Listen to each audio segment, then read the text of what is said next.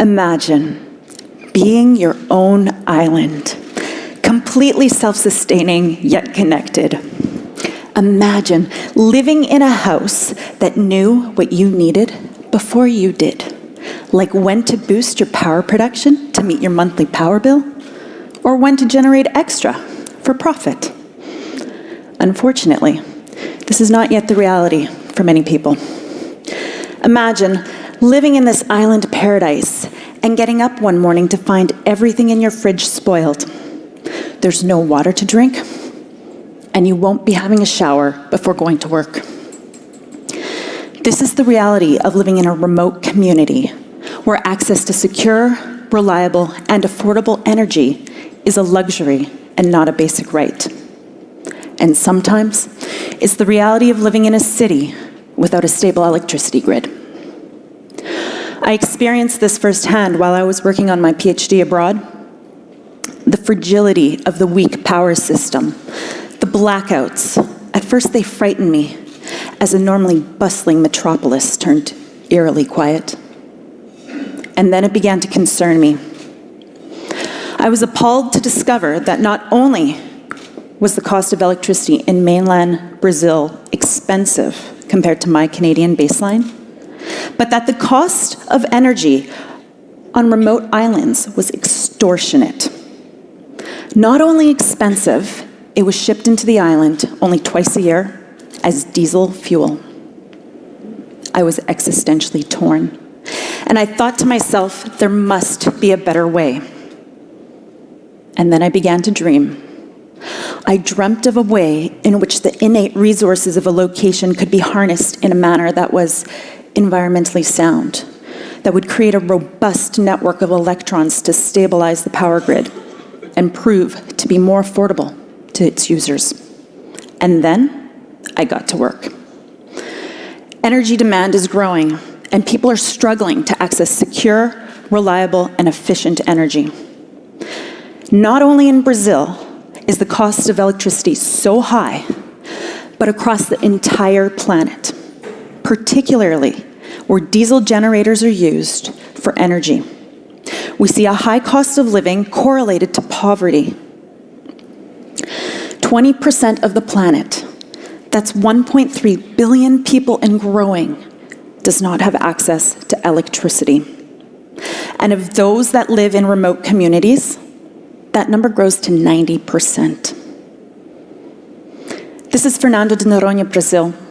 It's where I conducted my research.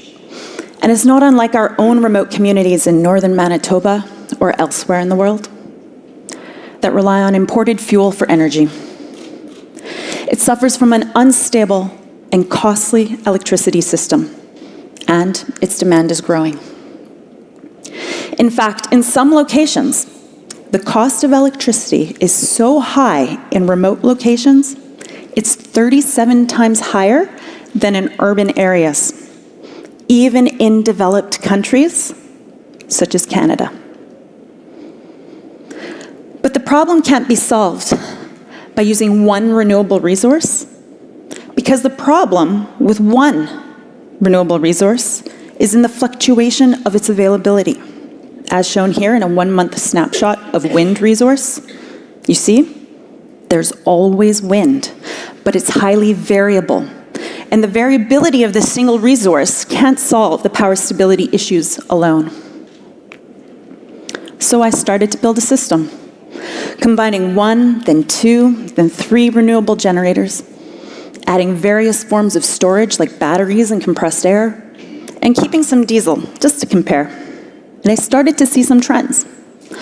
I saw an inherent complementary generation amongst the renewable resources, stabilizing the power flow and creating a more robust supply. Like a recipe, the various ingredients of wind, solar, biomass, and storage complemented each other. And when I calculated the cost of the energy of this system, it was more affordable than using diesel power alone. It increased the renewable energy penetration and created a more robust supply. But that wasn't enough. It needed to be intelligent. It needed to be able to communicate. it needed to be able to collect information and make decisions upon that information for where the electrons needed to flow, whether to supply or to storage, or to be pulled from storage to power your air conditioner when you come home from work on a hot day.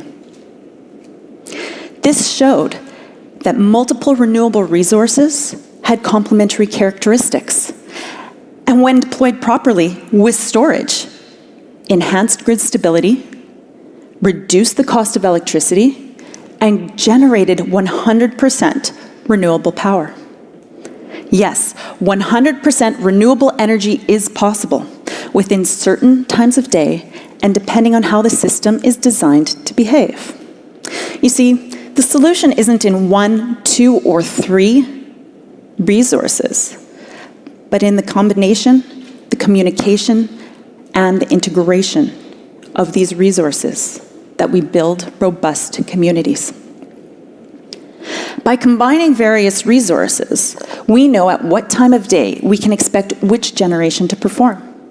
Not only for that day, but for days, weeks, months, and years ahead.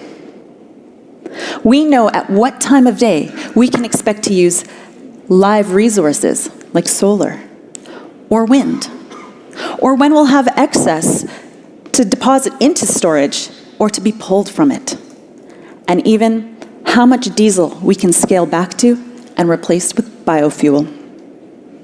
By choreographing the energy flow, we know at what time of day we can expect 100% renewable energy generation and how that corresponds to a reduced cost in electricity and total grid stability. So we need systems that will be able to make smart operational decisions, knowing what to deploy when, in an optimal way. We need systems that will be able to solve these big, complex data problems in real time.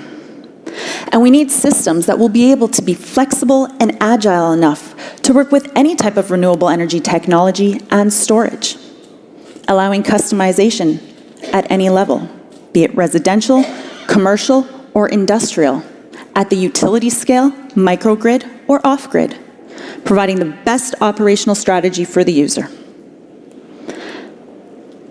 So now we can begin to design and build our cities in a more holistic manner. Life in the connected city will include the intelligent energy management and movement of electrons, the smart grid. It'll include the implementation of clean, digitally connected technology like green buildings via the IoT, the Internet of Things. It'll include smart roadways and transportation, food and waste management, and a more holistic approach to city planning, including elder care and advanced digital connectivity for homes and businesses. And in order to do so, we need to start with our next generations.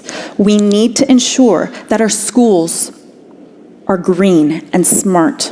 We need to ensure that we have policy in place to allow us to create our homes and buildings as power assets, mortgaged against the power that they will produce.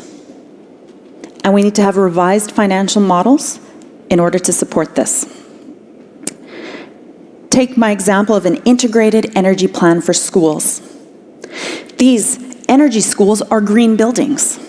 They're an opportunity to build energy-efficient, higher-performing schools with environmental benefits, offering higher learning environments that are economical to build today and operate for years to come. This will transcend into our manufacturing facilities as we build the factories of the future that will ultimately build our homes and cities at large. And there needs to be a holistic approach into how these buildings are integrated into the communities around them, including food production and harvesting and wellness usability. And in order to get there, we need to change some paradigms. We need to change the paradigm of energy generation to move from a centralized system to distributed generation. We need to change the paradigm of the conventional electricity grid. We need to change policy to ensure that we can allow smart and clean technology and energy. And we need to change our building and electrical codes to require construction practices that integrate this technology. And we need to change our financial models to ensure that we can build our homes, our properties, our buildings as power assets, mortgaged against the power that they'll produce so that we can truly own our own energy and ensure that planning our energy futures is the global standard. After all, energy is a long-term investment like our homes, and the power is in the plan. Smart buildings connected to the smart grid will build smart cities, communities, and countries. No longer is your home just your castle, but your power asset and your own island. And if we apply the proper forethought in the design process, rather than at random, we'll be able to build smart cities and smart countries together. Thank you.